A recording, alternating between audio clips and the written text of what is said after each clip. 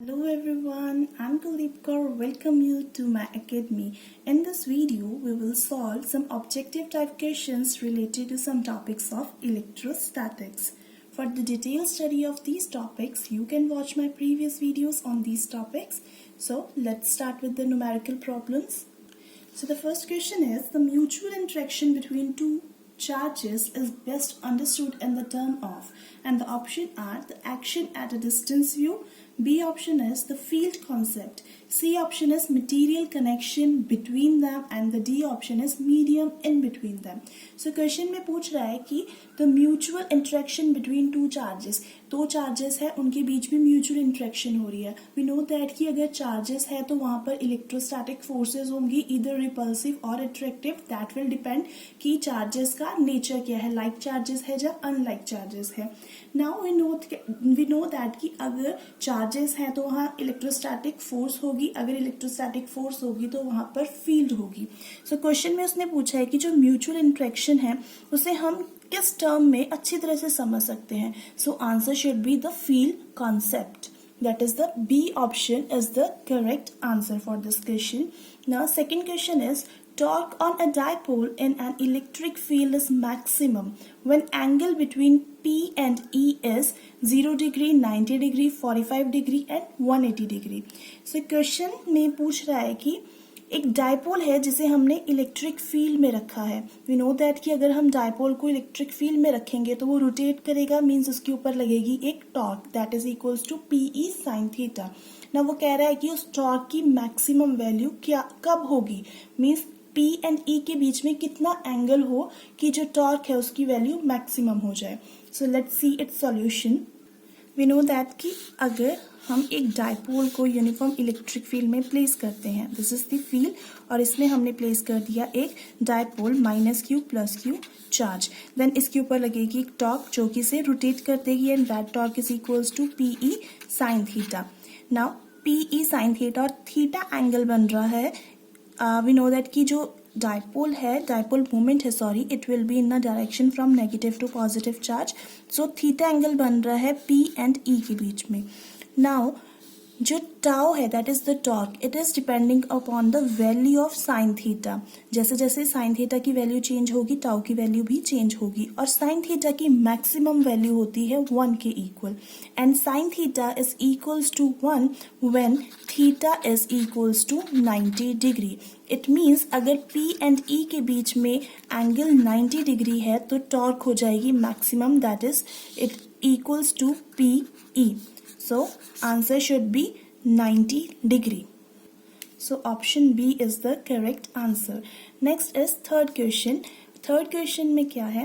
When an electric dipole is placed in a uniform electric field, it experiences options है a force as well as a torque. A torque but no force, a force but no torque, neither force nor torque.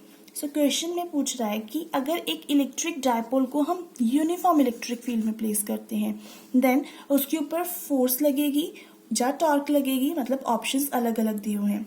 So let's see this question. We know that कि अगर हम एक dipole को uniform electric field में place करते हैं, uniform electric field होती है ऐसी फील्ड जिसका मैग्नीट्यूड जिसकी वैल्यू हर पॉइंट पर सेम है. नाउ अगर आप डायपोल को यूनिफॉर्म इलेक्ट्रिक फील्ड में प्लेस करते हैं, देन इसके दोनों चार्जेस पे फोर्स लगती है. जो प्लस क्यू के ऊपर फोर्स लगती है that will be in the direction of the electric field, and जो उसके नेगेटिव चार्ज पे लगती है that is in the direction opposite to the electric field, और दोनों का मैग्नीट्यूड होता है क्यू ई के इक्वल. नाउ ये दोनों फोर्सेस है, they are equal and opposite. It means कि जो नेट फोर्स होगी इस डायपोल के ऊपर it will be equals to 0, means उसके ऊपर कोई भी फोर्स नहीं लगेगी. एंड क्योंकि ये दोनों फोर्सेस इक्वल एंड अपोजिट है एंड इनका जो पॉइंट ऑफ एक्शन है वो डिफरेंट है, इसलिए ये इस डायपोल को रोटेट कर देंगे. अगर रोटेट करेंगे तो वहां आ जाएगी एक टॉर्क, और टॉर्क की वैल्यू हमें पता है किसकी इक्वल है, पीई साइन थीटा. सो हमारा आंसर क्या होना चाहिए कि जब हम डायपोल को यूनिफॉर्म इलेक्ट्रिक फील्ड में प्लेस करते हैं तो उसके ऊपर टॉर्क लगती है लेकिन उसके ऊपर कोई भी फोर्स नहीं लगती. So option B, that is of torque but no force, is the correct answer. Fourth question क्या है? An electric dipole consists of two opposite charges, each of magnitude 1 microcoulomb, separated by a distance of 2 centimeter. The dipole is placed in an external electric field of 1 into 10 raised to power 5 Newton per coulomb. The maximum torque on the dipole is. So एक electric dipole है जिसके charges का magnitude given है हमें, that is 1 microcoulomb, और they are separated by a distance 2 centimetre. अगर दोनों charges के बीच का डिस्टेंस 2 सेंटीमीटर है, मींस हमें गिवन है उस डायपोल की dipole length, that is 2a की वैल्यू हमें गिवन है 2 सेंटीमीटर के इक्वल, और जिस फील्ड में हमने उसे रखा है उसका मैग्नीट्यूड गिवन है, that is 1 into 10 raised to power 5 Newton per coulomb. हमने फाइंड करनी है कि मैक्सिमम टॉर्क की वैल्यू क्या होगी. नहीं, जो अपने फर्स्ट और सेकंड क्वेश्चन में किया है, ऑब्जेक्टिव टाइप क्वेश्चन में किया है, उसके अकॉर्डिंग हमारे पास मैक्सिमम वैल्यू आएगी जब electric field and dipole moment के बीच में एंगल होगा 90 डिग्री और उसकी वैल्यू होगी PE. मींस हमें PE की वैल्यू चाहिए and we can find the maximum torque on the dipole. According to option जो यूनिट्स हमें चाहिए that is newton metre. So हमें SI यूनिट चाहिए.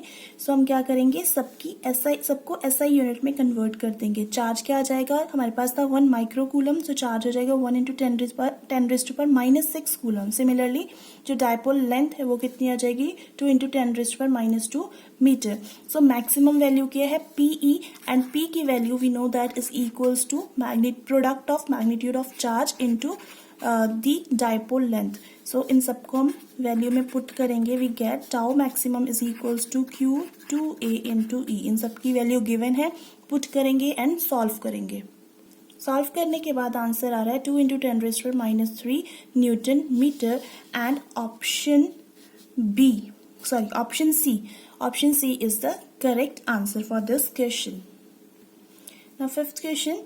A point charge Q lies on perpendicular bisector of an electric dipole of moment P.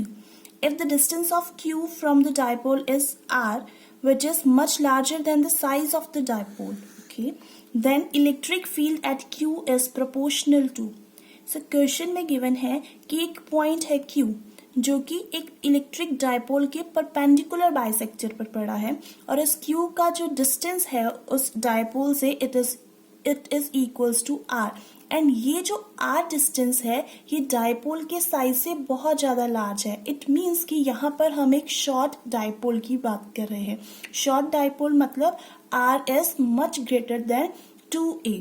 Then the electric field at Q is proportional to. Then हमने find करना है कि जो Q point पर इस dipole के कारण इलेक्ट्रिक फील्ड प्लेस लग रही है वो किस तरह से P एंड R के ऊपर डिपेंड करेगी. अगर ये डायपोल है, इसका परपेंडिकुलर बाइसेक्टर क्या होगा, जो इसको इक्वल 2 पार्ट्स में डिवाइड करेगा एंड परपेंडिकुलर टू इट. और यहाँ पर है Q पॉइंट जो कि R डिस्टेंस पर है, एंड इसकी जो डायपोल लेंथ है that is equals to 2A, और कंडीशन गिवन है R is much greater than 2A.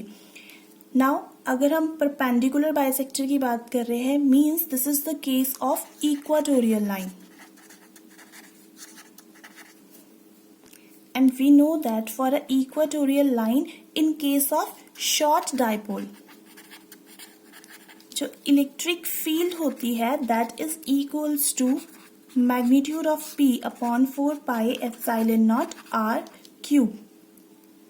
So इस equation के according this E is directly proportional to P and this electric field E is inversely proportional to R cube. So according to these options, option D is the correct answer. Sixth question is, a point charge is brought in a electric field. The field at a nearby point. कह रहा है question में कि एक point charge को एक electric field में place कर दिया. देन जब हम उस इलेक्ट्रिक फील्ड में इस चार्ज को लेकर आएंगे, अगर किसी पॉइंट पर इलेक्ट्रिक फील्ड के किसी पॉइंट पर उसका क्या इफेक्ट होगा. पहले हम ऑप्शंस पढ़ेंगे, देन ऑप्शन के अकॉर्डिंग हम अपने क्वेश्चन को अप्रोच करेंगे कि हमें आंसर किस फॉर्म में चाहिए. So question is, will increase if the charge is positive, will decrease if the charge is negative, may increase if the charge is positive, may decrease if the charge is negative. Okay, so question समझते हैं. Question में है कि हमारे पास एक electric field है and suppose इस electric field में हमने एक पॉइंट कंसीडर कर लिया P. देन इस इलेक्ट्रिक फील्ड में हम एक पॉइंट चार्ज, एक और पॉइंट चार्ज को लेकर आते हैं जिसके नेचर के बारे में कुछ भी गिवन नहीं है कि वो पॉजिटिव है या नेगेटिव है. देन इस चार्ज के आने से इस पॉइंट पर जो इलेक्ट्रिक फील्ड इंटेंसिटी लग रही है उसके ऊपर क्या इफेक्ट होगा, वो इंक्रीज करेगी या डिक्रीज करेगी. जब ये चार्ज पॉजिटिव होगा तब क्या होगा, जब ये चार्ज नेगेटिव होगा तब क्या होगा. जब हमने फील्ड का कॉन्सेप्ट किया था तब हमने देखा था कि अगर एक चार्ज है Q और उसके सराउंडिंग उसकी होगी इलेक्ट्रिक फील्ड. सपोज ये क्या उसकी इलेक्ट्रिक फील्ड, और अगर हम इस इलेक्ट्रिक फील्ड में एक दूसरे चार्ज को लाते हैं देन इसके ऊपर फोर्स लगती है, इलेक्ट्रोस्टैटिक फोर्स लगती है. नाउ ये जो इलेक्ट्रोस्टैटिक फोर्सेस का मैग्नीट्यूड डिपेंड करता है कि ये इस टेस्ट चार्ज में और इस चार्ज में, सोर्स चार्ज में कितना डिस्टेंस है. अगर ये Q0 चार्ज दूर है देन कम फोर्स लगेगी, अगर पास है तो ज्यादा फोर्स लगेगी. ऑल्सो अगर ये पॉजिटिव है या फिर नेगेटिव है उसके ऊपर भी डिपेंड करता था. So we are not clear about कि इस चार्ज का जो साइन है वो पॉजिटिव है या नेगेटिव है. सो पहले दो ऑप्शन तो हम ऐसे ही रिजेक्ट कर देंगे because we are not sure about this charge. So C और डी में क्या है, may increase if charge is positive और may decrease if charge is negative. Now ये तो डिपेंड करेगा कि उसका डिस्टेंस कितना है इस चार्ज से, जो हम चार्ज लेकर आ रहे हैं उसका इस हमारे ऑब्जर्वेशन पॉइंट से डिस्टेंस कितना है. So we are not sure about anything. So both C and D option are the correct answer. वो इंक्रीज भी कर सकती है जब पॉजिटिव चार्ज को लेकर आएंगे, वो डिक्रीज भी कर सकती है जब नेगेटिव चार्ज को लेकर आएंगे, लेकिन वो किस पे डिपेंड करेगा, it will depend upon the distance between this P point and this Q charge. So both C and D are the correct answer. So the next question is 7 identical point charges of Q coulomb each are placed at 7 out of 8 corners of a cube of each side 0.1 meter. The field at the center of the cube is okay. So question में given है एक cube and उस cube की side की value is equals to 0.1 meter and वो कह रहा है कि इस क्यूब के, क्योंकि क्यूब के 8 कॉर्नर्स होते हैं, 8 में से 7 कॉर्नर्स के ऊपर 7 आइडेंटिकल पॉइंट चार्जेस को प्लेस किया है. मींस 7 कॉर्नर्स, कोई भी 7 कॉर्नर्स कंसीडर कर लो, वहां पर हमने आइडेंटिकल चार्ज सबके ऊपर Q कूलम का चार्ज प्लेस किया है. देन हमने फाइंड करना है कि इस क्यूब के सेंटर में कितनी इलेक्ट्रिक फील्ड लग रही है. Now suppose कि A, B, C, D, E, F, G in 7 corners के ऊपर चार्ज है Q और H कॉर्नर ऐसा है जिसके ऊपर कोई भी चार्ज नहीं है. हमने फाइंड करना है कि O के ऊपर कितनी इलेक्ट्रिक फील्ड इंटेंसिटी लग रही है इन 7 चार्जेस के कारण. वी नो दैट कि जो इलेक्ट्रिक फील्ड है it is a vector quantity. Now क्योंकि यहाँ पर जो चार्ज है सबकी वैल्यू इक्वल है और क्योंकि ये क्यूब है सो सारी साइड्स का डिस्टेंस भी इक्वल होगा. यहाँ पर जो इलेक्ट्रिक फील्ड आएगी सारे चार्जेस के कारण दैट विल बी इक्वल, उनका मैग्नीट्यूड क्या होगा, इक्वल होगा. नाउ सपोज करते हैं, इसको विजुअलाइज करते हैं कि हमारा रूम है अपना और उसके 7 कॉर्नर्स पे इलेक्ट्रिक चार्जेस है और एक कॉर्नर पे इलेक्ट्रिक चार्ज नहीं है. देन जो अपोजिट कॉर्नर होंगे, जैसे हमारे पास है A और H, ये दोनों क्या है, अपोजिट है. इनकी जो फील्ड होगी वो, क्योंकि यहाँ पर तो कोई भी चार्ज नहीं है तो यहाँ इसके कारण तो कोई भी फील्ड नहीं आएगी, इसके कारण एक इलेक्ट्रिक फील्ड आएगी जिसकी डायरेक्शन क्या होगी, towards this H corner. Then अगर हम F एंड C, ये दोनों क्या है, अपोजिट कॉर्नर्स है, इनकी बात करते हैं तो एक इलेक्ट्रिक फील्ड आएगी यहाँ पर जो चार्ज पड़ा है F पर और एक इलेक्ट्रिक फील्ड आएगी जो C पर चार्ज पड़ा है. दोनों इस तरह से आएंगी, इसकी डायरेक्शन इस डायरेक्शन में आएगी और ये इसके अपोजिट होगी. दोनों का मैग्नीट्यूड इक्वल होगा लेकिन डायरेक्शन अपोजिट होंगी, सो दोनों कैंसिल कर जाएंगे. सिमिलरली सो इन कॉर्नर्स पे E and B, D and G and F and C, इन पर जो इलेक्ट्रिक फील्ड इंटेंसिटीज आएंगी वो पेयर में कैंसिल कर जाएंगी. सिर्फ एक इलेक्ट्रिक फील्ड बचेगी, that is due to the charge that is placed at the corner A. So जो फील्ड आएगी ओ पर वो आएगी इस चार्ज के कारण जो कि हमने ए पे प्लेस किया है, और उसकी डायरेक्शन क्या आएगी, टूवर्ड दिस एच कॉर्नर जहां पर कोई भी चार्ज नहीं पड़ा है। Now we will find the value of this.